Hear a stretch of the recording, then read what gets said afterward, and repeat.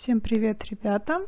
Хочу показать нашу небольшую поездку в Ригу. Сразу скажу, что первоначальная цель поездки — это сложные взрослые дела, но очень я обрадовалась тому, что удалось еще погулять немножко. Ехали мы буквально на пару дней. Это очень здоровая еда перед дорогой. Слава богу, что мы сожрали не все. Роллы из супермаркета, ну и прочее.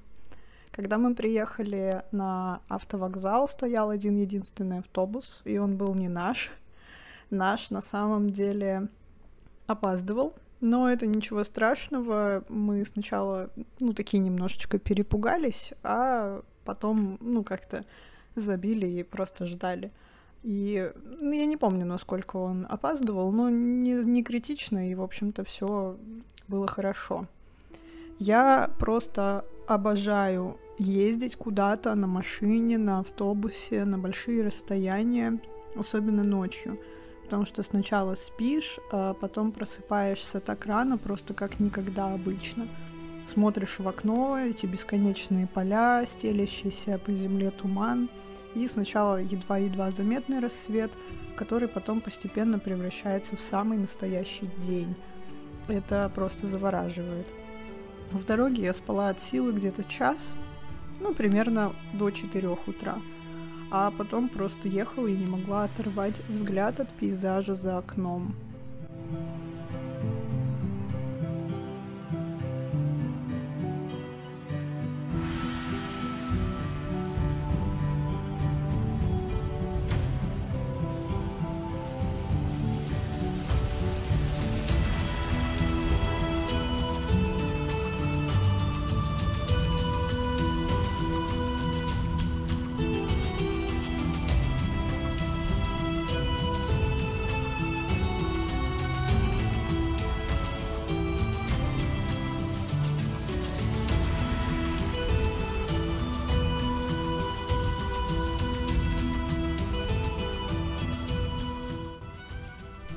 Приехали в Ригу мы очень рано, еще даже 8, по-моему, утра не было.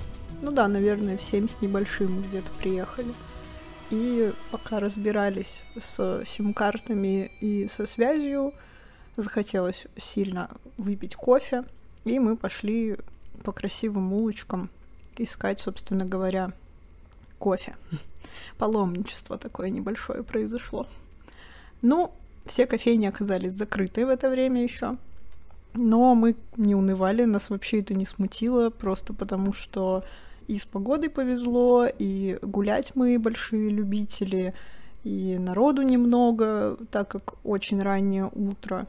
В общем, вообще не пожалели, ничего страшного, а спас нас в итоге открытый в это время Макдональдс. Макдональдс выручает. Там, естественно, мы и заказали покушать, опять жрём, Макзавтрак, и, наконец-то, выпили кофе, что очень сильно обрадовало. На самом деле, до наших дел и до заселения в апартаменты, в которых мы должны были остановиться, времени было очень много. Естественно, мы пошли гулять. Из минусов было довольно неудобно с вещами, их не было супер много, но таскать на себе тяжелый рюкзак с какими-то сумками в руках было не супер комфортно, но ничего страшного, в этом тоже есть какая-то прелесть небольших поездок, небольших путешествий. Пошли мы сначала в парк смотреть на воду. Мне очень понравился этот парк.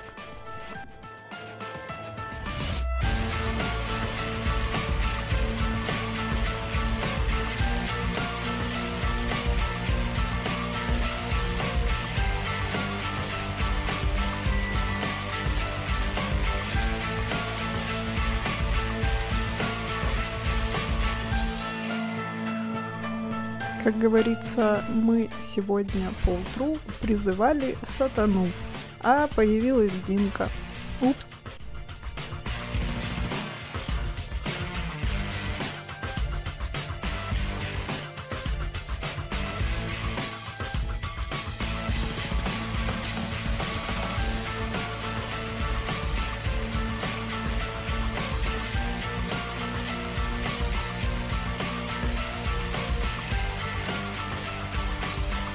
Дальше мы пошли к дому Черноголовых. Это одна из основных достопримечательностей Риги.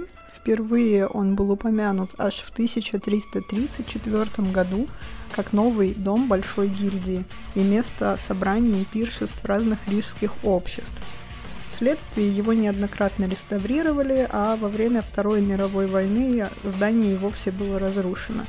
Восстановили его по некоторым источникам в 96-м, по некоторым в 2000 году, примерно как-то так. Очень красивое здание.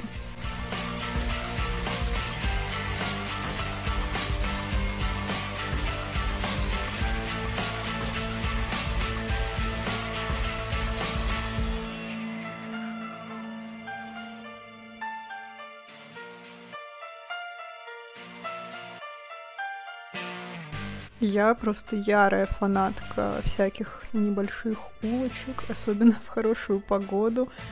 И очень я люблю читать всякие надписи, таблички на домах, кто построил, или кто жил, или в каком году, или вообще что это за здание. Если у него есть какая-то история, она написана вот так вот прям на входе, можно сказать, то очень занятно почитать бывает. Вот, например, жилой дом я показываю 1748 года.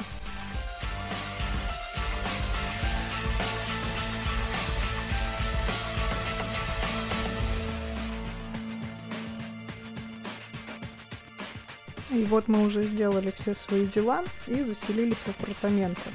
Такие вот, одна комната была, дальше кухня, тут все необходимое, очень угарный в шкафу холодильник стоит. И вторая комната, туда заселятся Люкины родители. Ничего лишнего, нормальные апартаменты обычные, нам понравилось, вполне себе комфортным было это размещение. Так как к этому моменту мы уже сделали все свои дела, мы обедаем пивом и бутербродами. Захотелось немножко отдохнуть. Мы очень много походили, очень активно, скажем так, провели время и немножечко подустали.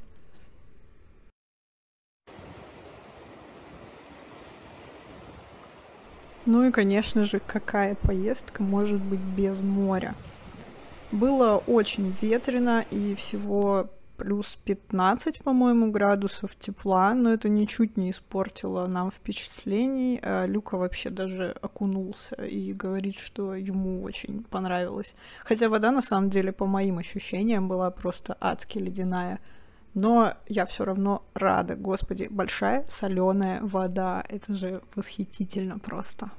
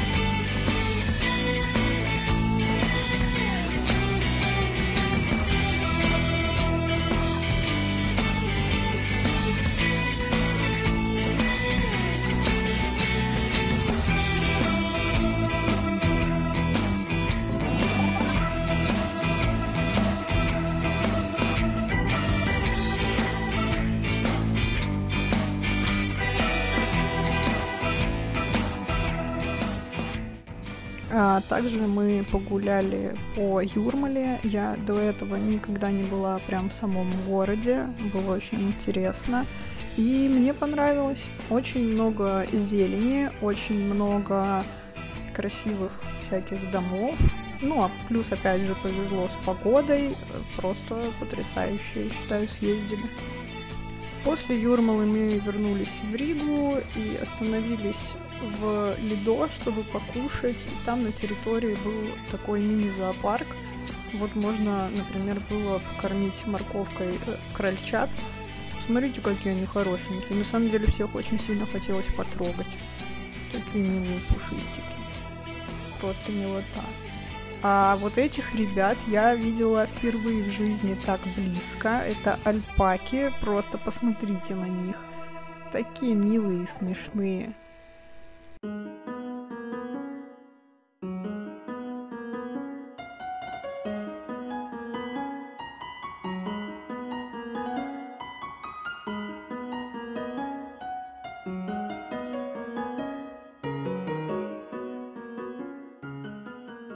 А тут, значит, Volvo, который мы можем себе позволить. Можно было за 1 евро, в общем-то, арендовать, если можно так сказать, и немножечко покопать. Нам показалось, что это забавно, почему бы и нет.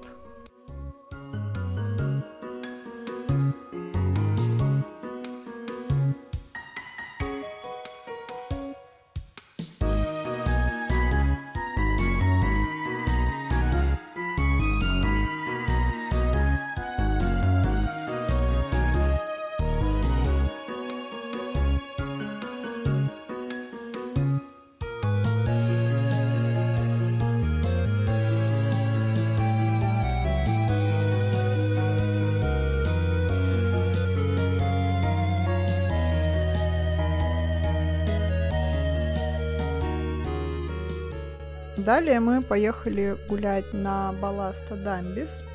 Сооружение длилось с 1764 по 1784 год. Парусники не могли плавать без груза, ведь их высокие мачты всегда перевешивали и грозили опрокинуть судно. Плавая от порта к порту, не всегда удавалось загрузиться товаром. В таком случае следовало всякий раз заполнять пустой трюм балластом. Это могли быть, например, мешки с песком или галькой. Прибывая в Ригу, этот балласт следовало выгрузить. Для этого город предусмотрел место у левого берега Даугавы. Таким образом, за многие годы образовалась длинная, около 2 километров насыпь, которую в народе прозвали балластной дамбой.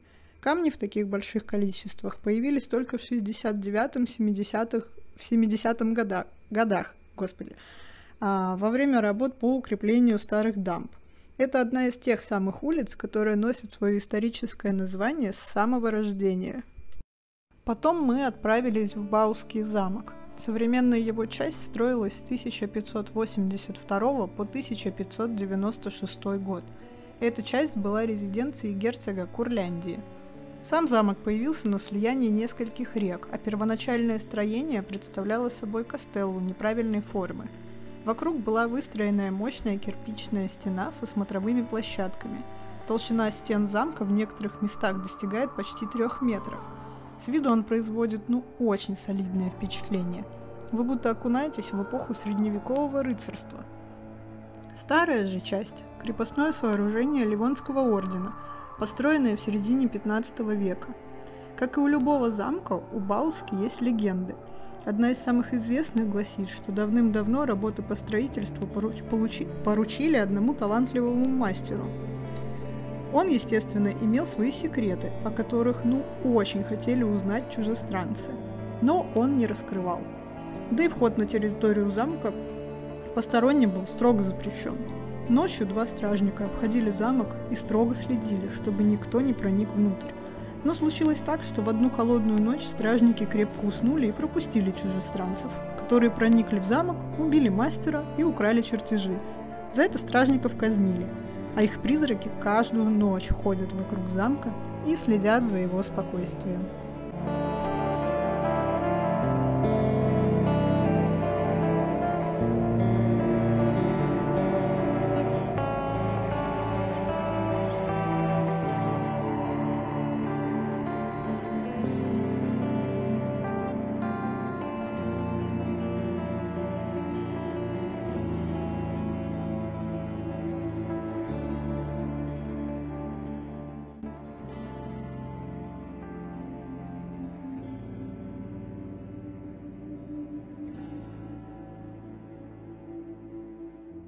Внутри же замка силами реставраторов восстановлено несколько залов, оформленных в традициях Ренессанса и Возрождения.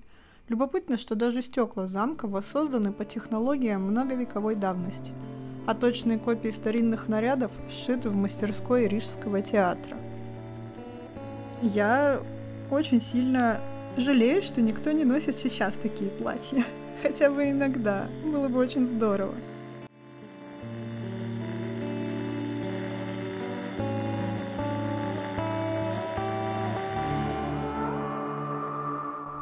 Есть одна очень интересная легенда, что если найти место, где пересекаются две реки, умыться и выпить оттуда воды, вам будет обеспечена вечная молодость. Спасибо за просмотр этого видео. Если оно вам понравилось, пожалуйста, поставьте лайк.